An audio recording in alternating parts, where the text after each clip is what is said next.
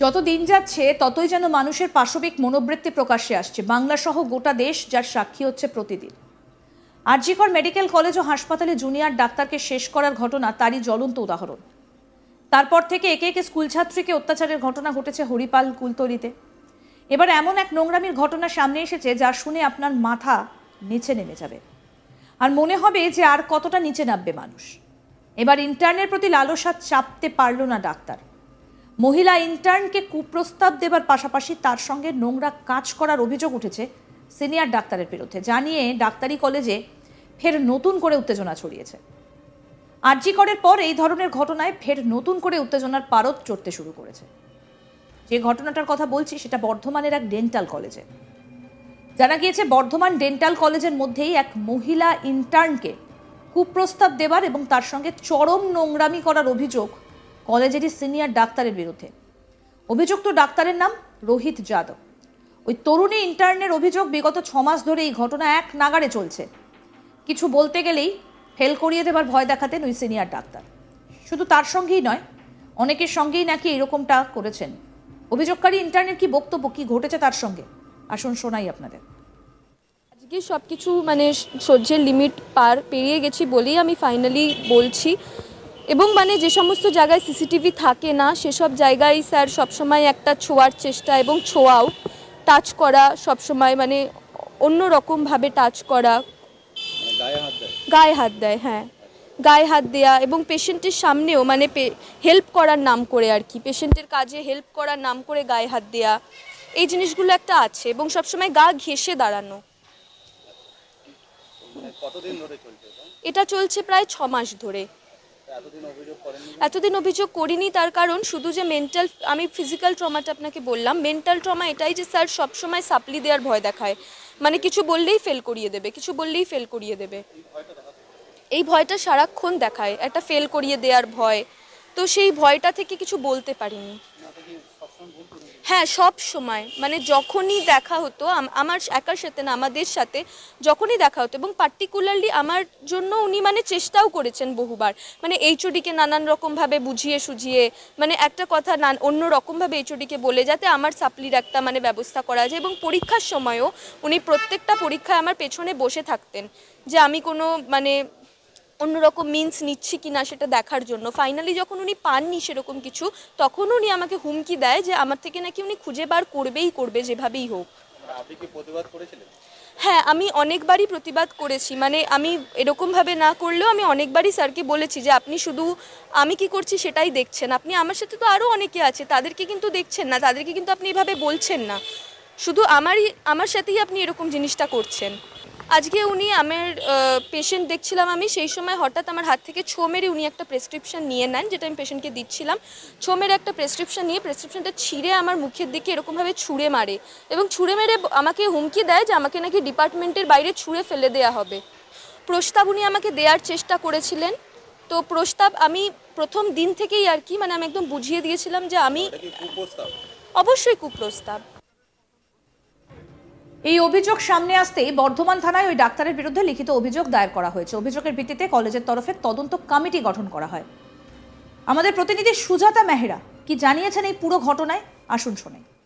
বিগত 6 মাস ধরে কলেজের সিনিয়র চিকিৎসক শারীরিক এবং মানসিকভাবে এক ইন্টার্নকে, এমনই অভিযোগ বর্ধমান ডেন্টাল কলেজের এক ইন্টার্নের, এবং বিভিন্নভাবে তাকে ভয় দেখানো হতো, পরীক্ষায় ফেল করিয়ে দেওয়া হবে এমন ভয় দেখিয়ে কিন্তু তাকে চুপ করিয়ে রাখা হয়েছিল। কিন্তু বিগত কদিনে অত্যাচারের মাত্রা বেড়ে যাওয়াতে পুলিশের দ্বারস্থ হয়েছে ইন্টার্ন, এমনটাই জানা যাচ্ছে যে ইন্টার্ন রয়েছে তার তরফ থেকে।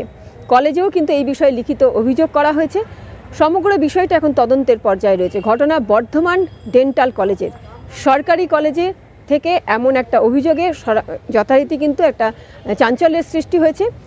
কলেজের অধ্যক্ষ জহর রায় কিন্তু জানাচ্ছেন যে এই সমগ্র বিষয়ে তিনি 2টো অভিযোগ পেয়েছেন অভিযোগকারীর তরফ থেকে। প্রথম অভিযোগ যেখানে কিন্তু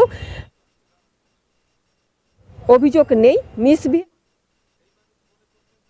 এবং দ্বিতীয় একটি অভিযোগ করা হয় তার 2 ঘন্টা পর, যেখানে কিন্তু কথা রয়েছে।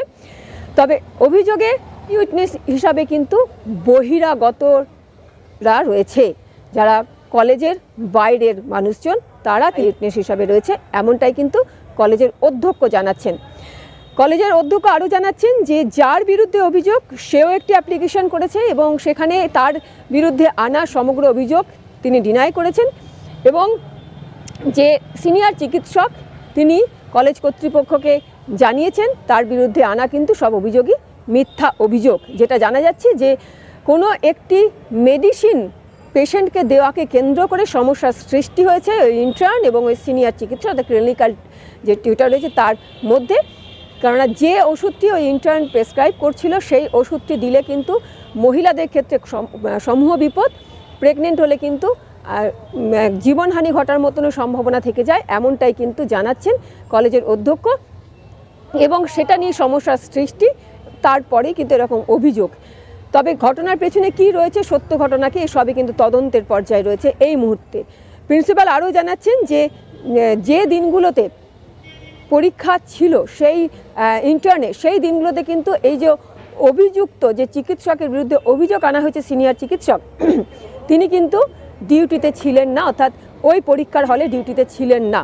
আর 6 মাসের থেকে যে হ্যারাসমেন্টের অভিযোগ আনা হচ্ছে এই বিষয়ে কিন্তু কলেজ কর্তৃপক্ষ যেটা জানাচ্ছে যে ওই যে ইন্টার্ন তিনি কিন্তু ওই ডিপার্টমেন্টে ইন্টার্নশিপের জন্য গেছেন মাত্র 20 দিন, তাই 6 মাস ধরে তার উপর হ্যারাসমেন্ট চালানো হচ্ছে শারীরিক এবং মানসিক। এই অভিযোগের তথ্য কিন্তু সঠিক নাও হতে পারে, এমনটাও কিন্তু একটা দিক তুলছেন কলেজ কর্তৃপক্ষ। যেটা জানা যাচ্ছে যে কলেজের তরফ থেকে তদন্ত কমিটি গঠন করা হয়েছে 14 সদস্যের।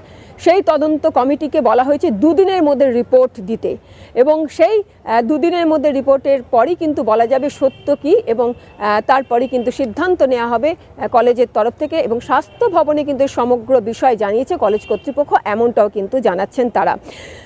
কলেজ কর্তৃপক্ষ আরও বলছে যে গভর্নমেন্ট সিস্টেম অনুযায়ী কলেজের ভেতরে কোনো রকম সমস্যার সৃষ্টি হলে এইচওডিকে জানানো দরকার ছিল এবং ইন্টারনাল কমিটি রয়েছে, অ্যান্টি র্যাগিং কমিটি রয়েছে, এদেরকে কিন্তু জানানো দরকার ছিল, কিন্তু এই কোনো ক্ষেত্রেই কাউকেই কিন্তু জানানো হয়নি এই ক্ষেত্রে ওই ইন্টার্নের তরফ থেকে, মহিলা ইন্টার্নের তরফ থেকে। সমগ্র বিষয়ে 2টো অভিযোগ পেয়েছেন, যেটা আগেও আমি জানালাম, যেটা কলেজের অধ্যক্ষ জহর রায় জানাচ্ছেন। 2টো অভিযোগ করা হয়েছে মহিলা ইন্টার্নের তরফ থেকে, অর্থাৎ অভিযোগকারীর তরফ থেকে। বর্ধমান থানাতেও একটা অভিযোগ হয়েছে, বর্ধমান থানার পুলিশও তদন্ত শুরু করেছে, বর্ধমান থানার পুলিশ কলেজ ক্যাম্পাসেও গেছিল তদন্ত করতে। তবে কলেজের অধ্যক্ষ জানাচ্ছেন যে পুলিশ যে কলেজ ক্যাম্পাসের মধ্যে ঢুকলো সেখানে কিন্তু কলেজ কর্তৃপক্ষকে কোনো রকম ইনফর্ম না করেই কিন্তু কলেজ ক্যাম্পাসের মধ্যে পুলিশ ঢোকে। কলেজের অধ্যক্ষ বা কলেজের কাউকেই কিন্তু জানানো হয়নি পুলিশের তরফ থেকে যে তারা তদন্তের জন্য কলেজের মধ্যে যাচ্ছেন। সমগ্র বিষয়টাই তদন্তের পর্যায়ে রয়েছে এবং তদন্ত শুরু করেছে কলেজের তরফ থেকে। 14 সদস্যের কমিটি তদন্ত করছে, সেই তদন্তের রিপোর্ট 2 দিনের মধ্যে এইচওডিকে দিতে হবে এবং তারপরই কিন্তু জানা যাবে যে ঘটনার পেছনের সত্য কী বা ঘটনার আদৌ সত্যতা কী। আরও আপডেট পেতে দেখতে থাকুন আজ তাক বাংলা। সাবস্ক্রাইব করুন, নোটিফিকেশন পেতে বেল বাটন অপশন প্রেস করুন, হোয়াটসঅ্যাপে ফলো করুন আজ তাক বাংলা। ভিডিওটা লাইক করুন, শেয়ার করুন, কমেন্ট করুন।